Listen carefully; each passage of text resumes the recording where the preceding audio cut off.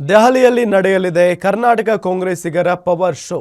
December 14ಕ್ಕೆ ದೆಹಲಿಯಲ್ಲಿ vote ಚೋರಿ ಪ್ರತಿಭಟನೆ ನಡೆಯಲಿದೆ.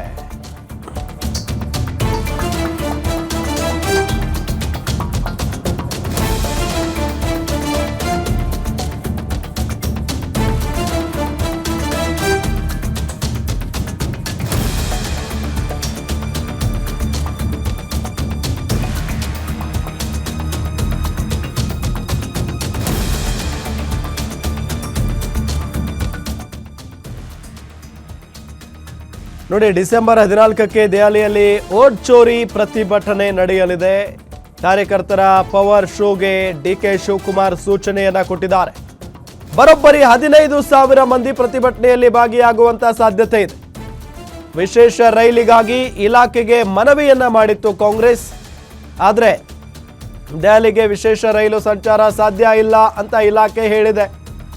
ಈ ಹಿನ್ನೆಲೆಯಲ್ಲಿ ತಮ್ಮ ಪರ್ಯಾಯ ವ್ಯವಸ್ಥೆಯನ್ನ ಸಜ್ಜುಗೊಳಿಸುವುದಕ್ಕೆ ಡಿಕೆ ಕರೆ ಕೊಟ್ಟಿದ್ದಾರೆ. ಕರ್ನಾಟಕದಿಂದಲೇ 15,000 ಮಂದಿ ಭಾಗಿಯಾಗುವುದಕ್ಕೆ ಸೂಚನೆಯನ್ನ ಕೊಟ್ಟಿರುವುದು. ಈ ಹಿನ್ನೆಲೆಯಲ್ಲಿ ದೆಹಲಿಯಲ್ಲೇ ಬೀಡು ಬಿಟ್ಟಿದ್ದಾರೆ ಡಿಕೆಶಿ ಅವರ ಆಪ್ತರು. ದೆಹಲಿಯಲ್ಲಿ ಎಲ್ಲಾ ಸಿದ್ಧತೆಗಳಲ್ಲಿ ನಾಯಕರು ತೊಡಗಿಸಿಕೊಂಡಿದ್ದಾರೆ. ಡಿಸೆಂಬರ್ 14ಕ್ಕೆ ದೊಡ್ಡ ಮಟ್ಟದ ಪ್ರತಿಭಟನೆ ನಡೆಯುತ್ತೆ.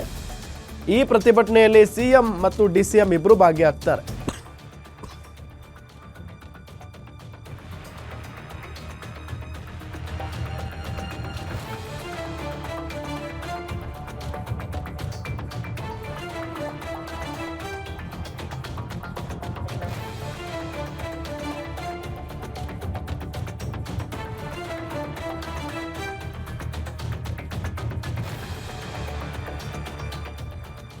ನೋಡಿ, ವಿಶೇಷ ರೈಲಿಗಾಗಿ ಇಲಾಖೆಗೆ ಕಾಂಗ್ರೆಸ್ ಮನವಿ ಮಾಡಿಕೊಂಡಿತ್ತು.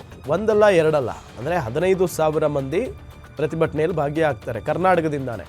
ಈ 15,000 ಮಂದಿಯನ್ನು ದೆಹಲಿಗೆ ಕರ್ಕೊಂಡು ಹೋಗೋ ವಿಚಾರ ಇದೆಯಲ್ಲ, ಅದು ಸಾಮಾನ್ಯವಾದಂಥ ಸಂಗತಿ ಅಲ್ಲ. ಹಾಗಾಗಿ ಅವರಿಗೆ ಟ್ರೈನ್ ವ್ಯವಸ್ಥೆ ಆಗಬೇಕು. ಒಂದು ಇಡೀ ಟ್ರೈನ್ ಆದರೆ ಆರಾಮಾಗಿ ಕರ್ಕೊಂಡು ಹೋಗ್ಬೋದು ಅನ್ನೋದು ಡಿ ಕೆ ಶಿವಕುಮಾರ್ ಅವ್ರ ಲೆಕ್ಕಾಚಾರ. ಆ ನಿಟ್ಟಿನಲ್ಲಿ ಕಾಂಗ್ರೆಸ್ ಮನವಿಯನ್ನು ಮಾಡಿಕೊಂಡಿತ್ತಂತೆ ರೈಲ್ವೆ ಇಲಾಖೆಗೆ.